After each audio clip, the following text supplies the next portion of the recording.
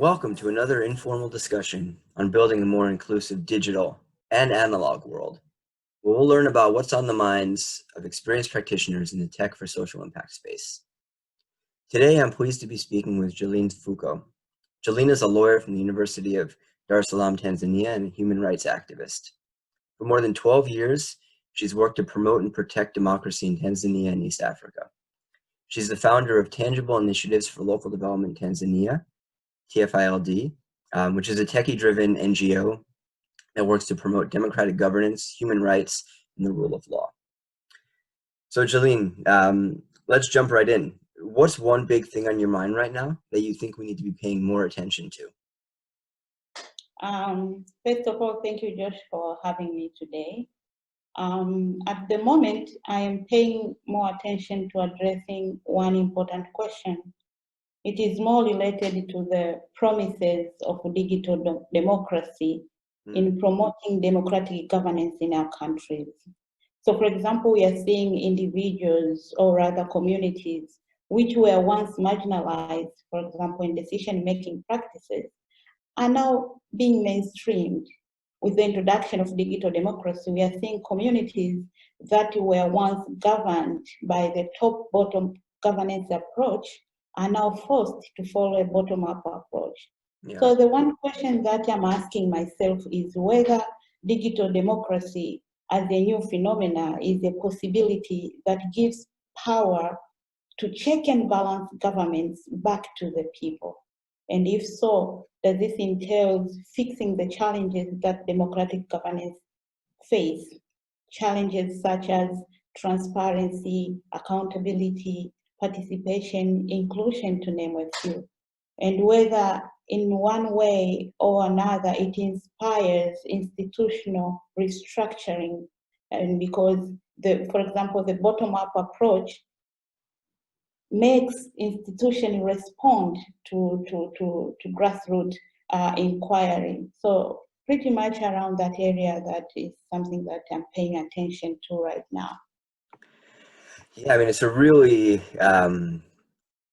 important and potentially transformational issue or question. And I know we're seeing a lot of the potential negative effects of technology on democratic institutions and governance. Like, for example, in the U.S. in the 2016 election, and even right now, there have been a lot of manipulation on social media. Some of it sponsored by, foreign actors.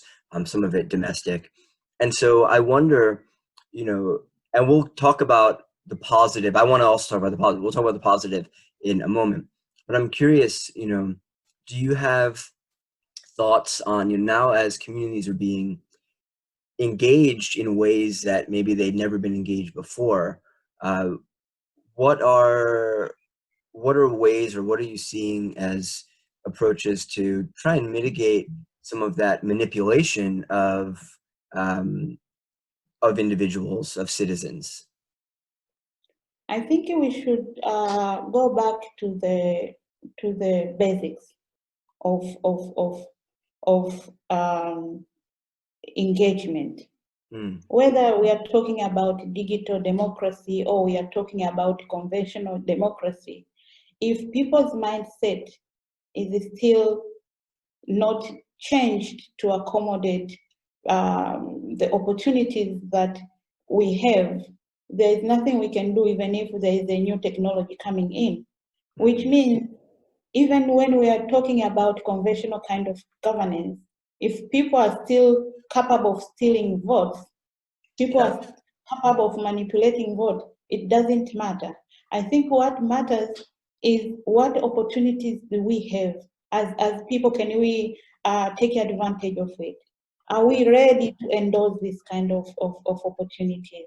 For example, when you're talking about communities like African communities and Tanzania community with particular, a lot doesn't really understand much about digital democracy. So we are using digital tools maybe for things other than things that can bring, like development for ourselves. So it's going back to the basics, that we have to have a community that understand that this is an opportunity, and if we endorse and if we use it, it can do something good for ourselves. So going back to whether it's digital or conventional, the same challenges will be in both types of government. But the opportunity that digital governance is giving is amplified compared to the conventional. And in this context, I'll talk about, for example, modes of participation. At least with the digital democracy, we are seeing direct representation vis-a-vis conventional governance, where we needed to have representatives who will represent us. So these are some kind of opportunities that, if we are serious about it, we can take advantage of everybody to be present, for example, in decision-making process. At least every voice can be heard in that context. Yeah. Yeah, and that's an important factor. I mean, I'd love to, are you, from your work or from what you're seeing from other people, what are you seeing in terms of how, whether it's civil society organizations or maybe in some cases even governments, are really using technology in a positive way to engage local communities, to get their input and to use that in substantive ways for decision making? I think there's one challenge that I see, but also opportunity that I see. Talking about challenges, digital democracy, for example, is a very new phenomenon. So when things like opportunities like digital governance brings, it also sometimes threats powers. Sometimes it challenges the status quo. And in that context, potentially there might be some sort of resistance in terms of embracing it. On the other hand, I see opportunities for investment, for example, in trying to create policies that will attract inclusion, that will attract investment in terms of education, in terms of awareness, in terms of understanding, changing mindset. But again, the question might be the balance between the whole context of power dynamics. To what extent, if people are given, for example, the power to check and balance government, can you really do with that power? So in that context, it creates some sort of resistance. I'll give you an example. For example, if you're looking in Tanzania right now, we have a main law that governs cyber activities, but the law itself says cybercrime activity, cybercrime law. Why are we putting crimes before saying, for example, cyber development or cyber, like you promote cyber activities? Yeah. So the whole context is being built on the, like you put crime at the center of the attention rather than progress or progression at the center of the law. So in that context, you see there's a question of balancing. How do we balance between giving people, investing on people's mind, investing on people to really take advantage of the innovation, vis-a-vis investing on government to to provide to invest on people. So I think that's the challenge, if I've got your question correctly. Yeah, no, and I think, you raised an interesting point a bit earlier there in terms of the issue of power dynamics. And, and that's a reality that if the power dynamics are not shifted, the technology itself may not end up yielding sufficient positive results because it can just be co-opted by those in power. I mean, there needs to be some sort of openness to transformation by those who have power, and those who and those who don't have to be empowered to be able to actually do more than just talk about stuff, but actually have, has to lead to a seat at the table. Now, certainly, we've seen grassroots movements in some countries around the world where that they've sort of been able to force that by using social media, for example, to create a groundswell of attention. At the same time, we've also seen countries that sort of stamp that out, like China's new security law, which is now putting a lot of pressure on the pro-democracy movement in Hong Kong. So, I'm curious your thoughts on that, and particularly on the power dynamics thing. So how do you sort of flip that, or how do you sort of create more inclusive power dynamics? How do you convince those who have power that it's in the best interest of everyone to share in that decision making, in that power? I think we need to do a lot of investment in terms of awareness on what digital tools or digital democracy can do. But at the same time, we have to take responsibilities as people, as communities. We have to use digital tools responsibly, so that to create that space. So I'll give you an example. We have seen a lot of innovation around digital democracy, and which comes, for example, with policies on how to use the platform.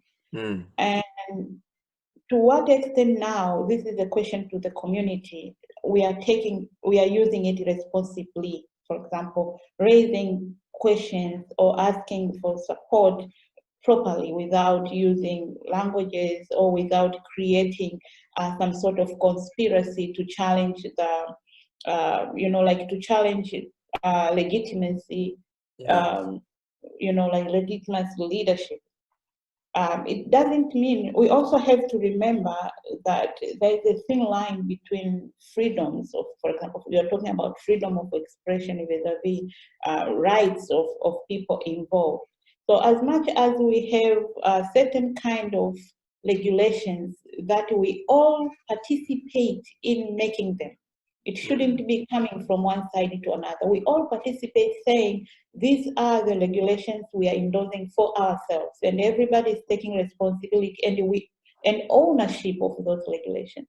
Maybe that will also address the challenge. But again, we needed to do a lot of documentation of good stories, of success stories. We've seen success stories where digital democracy really has helped community to either to participate, to be included, those which are far from the institutions are brought together. Where are these stories going? We always hear, like bad stories about digital democracy, and sometimes we forget there is a beauty that maybe we need now to reveal, and people should be free to talk about it. I think that's maybe a few ideas on how we can, Yeah, fantastic. So let me ask you one last question then, which is, given all of this and given the potential of, where you see digital democracy, what are one or two things, practical actions that anyone who is watching this, practitioners who are working in this field, that you think that, they might want to be able to take away and do and implement so that they can help to move us towards this this potential of real transformational power of digital democracy? For me, I think that digital democracy is an opportunity for change, for things that for years we've been complaining about. But for that to happen, I think we needed to invest in two things, two areas. First, a lot of investment in changing mindset, like really investing in changing mindset so that users can really understand the opportunities that digital democracy can bring. Because if we don't change, we don't expect digital democracy can do anything, because there is a human aspect to it. And second, we also need to invest on strengthening our institutions. So, for example, when people change, they expect to have a responsive institutions. Yeah. If they don't have responsive institutions, that change can create chaos. So we are expecting, if we are going online to demand for accountability, we expect some sort of response on the other side. If it doesn't, then the whole aspect of digital democracy might be it might be messy. So I think that's a takeaway. But if we really invest in digital democracy, a lot will happen, especially changing traditional ways of doing things, business as usual, to really in supporting or promoting accountability, transparency, access to information will be even much. And by that, it means a lot will come on the table in decision making and also in enjoying the cake. Yeah. Awesome. Well, I hope that people who are watching this really take inspiration from that. And I think there is a lot of opportunity, as you say, in terms of using digital technology to help us to really rethink and transform our democracies. But I think, you make really great points, which is that it's not just a bottom up or a top down approach. I mean, there needs to be engagement at all levels, and we need to really be bringing people along. And then the technology, as is always the case anyway, is just one of the tools that can help us to do that easier, than it might otherwise have been. So Geline, I want to thank you for sharing with us today. As I said, this has been really interesting, at least for me, and I hope for those as well. Certainly to anyone who's watching, I'd encourage you to share any thoughts and reactions you have in the comments. And as always, don't forget to like and subscribe to receive updates on future episodes. So Geline, thank you again for your time today. Thank you so much for having me.